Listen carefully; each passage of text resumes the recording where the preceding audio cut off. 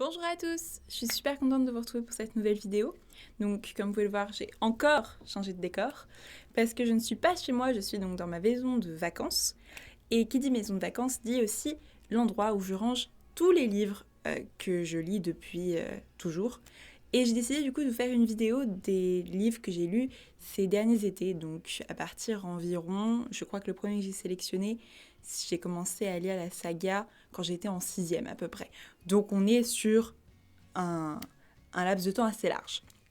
Donc, c'est des sagas que j'ai vraiment beaucoup aimées. Je vous en ai sélectionné seulement quelques-uns. C'est vraiment des livres incroyables. Donc, on commence avec The Lying Game. The Lying Game, là, c'est la couverture du tome 2, parce que je vous ai pas retrouvé le tome 1. Voilà, parce qu'il y a beaucoup de livres. Mais ça ne spoil rien, ne vous inquiétez pas.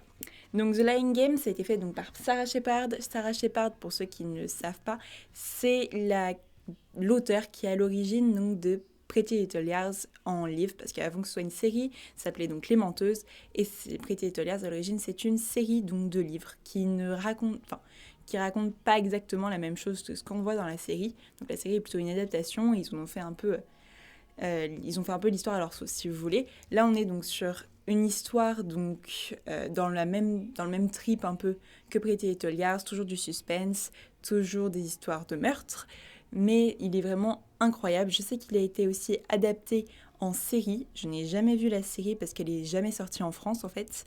Je ne sais pas du tout ce qu'elle vaut. Donc si vous voulez essayer, allez-y. Je ne sais pas si elle est pareille que le livre. Mais en tout cas, le livre est vraiment génial. Donc pour vous raconter un peu, on suit depuis l'œil d'une jeune fille qui s'appelle Sutton, qui se retrouve un jour donc sous la forme d'un fantôme, d'un esprit, et qui découvre donc qu'elle est décédée et qui se retrouve à suivre sa jumelle dont elle ne connaissait pas l'existence avant. Sa jumelle en fait a été déplacée donc de foyer d'accueil en foyer d'accueil. Et un jour, elle a découvert du coup l'existence de Sutton. Donc la jumelle s'appelle Emma. Donc Emma a découvert l'existence de Sutton. Elle lui a donné rendez-vous par Facebook. Elles ont commencé à échanger. Et elle est allée sur le lieu de leur rendez-vous et n'a jamais trouvé sa jumelle. Et lorsque les amis donc, de Sutton sont venus la chercher en pensant qu'elle était Sutton, Emma a commencé à jouer le jeu. Car elle a été contrainte par le meurtrier du coup de Sutton. Et Sutton, dont on voit l'histoire depuis son point de vue, n'a plus aucune mémoire donc, des événements. Elle ne sait absolument pas comment elle est morte, pourquoi elle se retrouve dans cette situation-là. Et elle va donc du coup découvrir en même temps qu'Emma les événements. Et nous, de temps en temps, on va avoir droit à certains flashbacks de Sutton. Donc on va savoir de temps en temps plus de choses qu'Emma elle-même. Et donc c'est vraiment un super livre, une super saga que je peux que vous recommander. Je crois qu'il y a environ, si je me souviens bien, il doit y avoir 5 tomes, peut-être, quelque chose comme ça. Donc vraiment, si vous ne connaissez pas, allez-y. C'est incroyable comme livre. Plein de suspense et beaucoup de retournements de situation auxquels on ne s'attend pas forcément. Donc ça fait plaisir. Ensuite, donc pour continuer avec Sarah Shepard, donc ça va être Les Perfectionnistes. Il est un peu abîmé, je vous le cache pas que je l'ai emporté partout avec moi, donc il a bien vécu, concrètement. Mais celui-là, donc il est un peu plus récent, il est sorti en 2014 peut-être, quelque chose comme ça. Ouais, 2014 en Angleterre, enfin aux États-Unis, pardon, et 2015 chez nous. Donc, pour The Lying Games, j'ai commencé à le lire quand j'étais début collège. Lui, j'ai commencé à le lire peut-être début lycée, du coup, quelque chose comme ça. Donc, c'est toujours pas Sarah Shepard. Et on reste toujours sur des histoires de meurtres et des choses comme ça. Vous avez sûrement dû en entendre parler récemment parce qu'une série a été adaptée. Elle est sortie en avril aux États-Unis. Elle s'est terminée, je crois, en mai, la première saison. Donc, une saison qui a duré 1 mois. Il doit y avoir à peu près 10 épisodes. J'ai pas eu le temps encore de la regarder. Peut-être que je le ferai, mais elle m'a pas trop tentée, sachant qu'en regardant la bande-annonce, je me suis rendu compte qu'ils avaient supprimé des personnages principaux qu'on retrouve qui sont là dès le départ dans le livre et qui ne sont pas du tout dans la bande-annonce et créer un autre personnage. Je sais qu'il y a un garçon dans la bande-annonce qui... Je vous expliquerai l'histoire après, mais a priori, il y a un garçon qui fait partie des personnages principaux qui n'est absolument pas présent dans le livre et je me demande s'il ne remplace pas du coup les autres personnages principaux. Et ayant vraiment aimé le livre, ça me tente pas trop de changer. Mais du coup, il y a 2 livres, il y a Les Perfectionnistes, donc le tome 1 et le tome 2. Je ne crois pas qu'il y aura un tome 3, mais le tome 2 se finit vraiment, vraiment sur une grosse révélation, si vous voulez. Et c'est incroyablement bien écrit, comme d'ailleurs tous les livres de Sarah Shepard. Donc, Les Perfectionnistes, on est donc dans le livre en tout cas, sur l'histoire donc de 5 filles, dont je me souviens plus exactement les prénoms, donc Kathleen, Ava, Julie, Mackenzie et Parker, qui sont sorties tous les 3 avec un garçon qui s'appelle Nolan Hotchkiss, qui les a un peu, on va dire, roulés et traînés dans la boue, pour être sympathique. Et un jour, elles prennent plaisir à s'imaginer la manière dont elles le tueraient. Juste comme ça, par plaisir, pour rire. Je sais pas si c'est très drôle, mais voilà. Et sauf que, a priori, quelqu'un les entend, puisque je crois que c'est une semaine après, à peu près, même pas, on le retrouve tué dans exactement les circonstances qu'elles avaient décrites. Et aucune des 5 n'est passée à l'acte. Donc, elles se retrouvent à se demander si ça peut paraître suspect, si quelqu'un les suspecte d'avoir fait ça, si une personne les a entendus, qu'est-ce qui s'est passé. Donc, elles vont un peu mener l'enquête, et on a aussi donc toutes les histoires de lycée qui vont avec. Donc c'est vraiment, vraiment très très bien. Et honnêtement, il faut accrocher dans le tome 1 et le tome 2, mais il est incroyable. Donc c'est juste une série, c'est une duologie que je peux que recommander. Donc fait par Sarah Shepard, si vous connaissez pas Sarah Shepard et que vous aimez bien tout ce qui est roman un peu policier, avec des retournements de situation, toujours dans un univers donc, de lycée, foncez, honnêtement. Il n'y a rien de mieux dans ce genre-là. Ensuite, donc, c'est une de mes sagas préférées, c'est Night School, une de mes sagas vraiment préférées. Là, on est sur la couverture du tome 3, car je n'ai pas retrouvé le tome 1 non plus. Oui, mais ça ne spoil rien du tout. Du tout. C'est juste une saga, je crois qu'il y a 5 tomes, 6, 5 ou 6. 5 ou 6 tomes.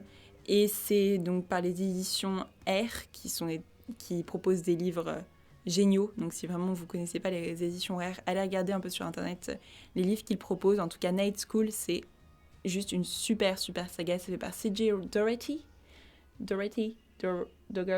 Voilà, je ne sais toujours rien prononcer. Mais donc on suit les aventures en fait, d'une jeune fille qui s'appelle Alicia Kedan dans le tome 1, qui va d'école en école, qui n'est pas une super bonne élève, et qui se retrouve en fait du jour au lendemain encore expulsée d'une de ses écoles, parce que je crois qu'elle a tagué elle s'est incrustée la nuit dans l'école, si vous voulez, elle a tagué je crois dans la cour, elle a tagué des insultes et des choses comme ça, mais c'est pas la première fois, et donc ses parents désespérés lui sortent que des agents de police leur ont recommandé donc l'école qui s'appelle Cimmeria, qui est un pensionnat, et qui est fait pour les élèves comme elle, qui sont généralement assez turbulents, et dans lequel ils vont décider à l'envoyer. Donc elle part là-bas, sauf qu'elle s'aperçoit bien vite que dans ce pensionnat, tout le monde y est généralement pour une raison. C'est-à-dire qu'on a eu sa famille là-bas avant, on a des parents qui sont importants, des choses comme ça, et un garçon donc, qui s'appelle Carter va lui poser un nombre assez incroyable de questions, ou va être très énervé au départ contre elle, en se demandant « mais qu'est-ce que tu fais là concrètement ?» C'est pas la police généralement qui recommande cet établissement. Donc du coup, ils vont chercher à comprendre pourquoi est-ce qu'elle a atterri là, et en parallèle, elle va s'apercevoir, donc d'où le titre du livre, qu'il y a une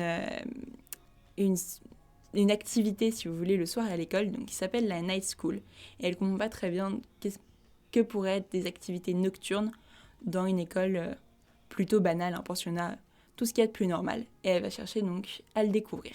Et c'est vraiment génial, on accroche très vite, les personnages sont attachants, on a toujours des histoires de meurtre, donc on continue là-dedans, des histoires de meurtre, des histoires d'enquête. Mais si vous aimez bien ce type de livre, allez-y, foncez les yeux fermés, les personnages sont adorables, et on pleure pas mal, on rit, et on s'attache vraiment beaucoup à toute l'histoire. Donc je ne peux que le recommander. Ensuite, donc dernier livre de cette petite sélection d'été, c'est La Sélection. Alors là, ne vous fiez pas au livre, on va le cacher comme ça, voilà. C'est le dernier tome. Oui, c'est le dernier tome. Donc du coup, je vous cache un peu ce qui a marqué sur le haut parce que ça va être un petit spoil. Donc c'est le dernier tome de la sélection. Je vous ai pas trouvé non plus les 4 autres tomes car il y a beaucoup de livres ici. Mais je peux que recommander la sélection. C'est fait par les collections R. Robert Laffont aussi. Donc allez-y les yeux fermés. Donc pour ceux qui aiment bien par exemple Hunger Games, mais qui aiment bien aussi tout ce qui est contes de fées, c'est un sacré mélange qui peut vraiment, vraiment plaire. Je sais en tout cas, moi j'aime beaucoup tout l'univers des contes de fées, tout l'univers aussi d'Hunger Games où on est dans une dystopie. Donc pour ceux qui aiment bien, c'est vraiment le livre qu'il vous faut, la sélection. Donc en fait, on est sur une jeune fille qui s'appelle donc dans le tome 1 America Singer, qui est une jeune fille complètement banale qui est amoureuse d'un garçon et qui se retrouve du jour au lendemain propulsée dans la sélection. Donc la sélection, qu'est-ce que c'est, je crois qu'elles sont à peu près 30 jeunes filles qui sont présentées à un prince, car les États-Unis sont redevenus une monarchie, donc ça se passe dans le futur. Donc 30 jeunes filles sont présentées à un prince, et parmi les 30 jeunes filles, il y en a une seule qui va devenir princesse, et les autres vont se voir attribuer d'autres privilèges, mais sinon seront renvoyées chez elles. America, au départ, elle y va, je crois que sa petite sœur qui l'a inscrite, elle a aucune envie d'y aller, et elle y va donc vraiment en se disant plus vite j'y vais, plus vite je montre que je suis pas intéressée et je ressors. Sauf que elle va bien vite se prendre au jeu, et la concurrence du coup entre les autres filles va devenir très intéressante et va vraiment beaucoup lui plaire. Donc c'est un livre que je peux que recommander. Il y a tout le côté aussi de la dystopie, donc on croit que c'est un monde vraiment magnifique, mais qu'est-ce qui se passe derrière? Il y a des complots, il y a aussi tout ce qui... c'est... Comment dire ça? C'est comme Hunger Games, si vous voulez. On a différents types de castes. On a des personnes donc, qui peuvent être très riches, d'autres qui sont très pauvres. Il y a parfois donc, des rébellions. Donc on a tout cet aspect-là et le côté princesse en plus, qui est très sympa à lire. J'espère du coup que cette vidéo vous aura plu avec donc mes différentes recommandations lecture des sagas de mes étés passés. N'hésitez pas à vous abonner, à activer la petite cloche des notifications pour recevoir une notification à chaque fois que je sors une nouvelle vidéo. Et n'hésitez pas non plus à laisser un commentaire. À très bientôt pour une nouvelle vidéo.